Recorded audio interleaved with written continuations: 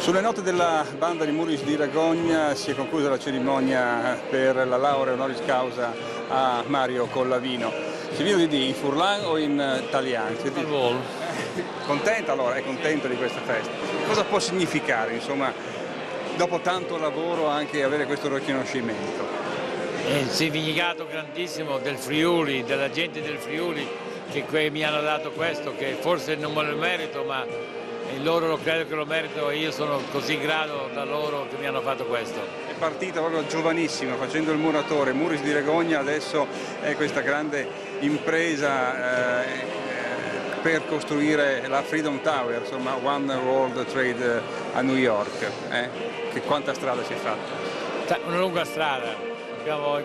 Sono partito che avevo 20 anni negli anni 52 e abbiamo lavorato in diverse parti del mondo. Siamo arrivati a questa meta qua dove facciamo questo storico lavoro della Freedom Tower di New York. Dopo aver lavorato in tutto il mondo, insomma, e si continua a lavorare con i figli e con i nipoti?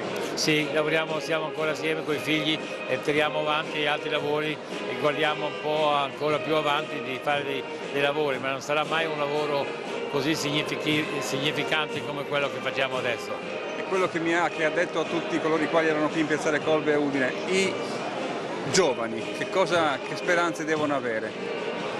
Tanta speranza possono avere, devono lavorare forte, studiarsi, la speranza c'è e forse è un pochino più difficile perché adesso i giovani, perché hanno studiato, non vogliono mettersi con le mani e allora devono fare delle cose, devono affrontare delle cose forse un pochino più difficili delle nostre quando abbiamo incominciato.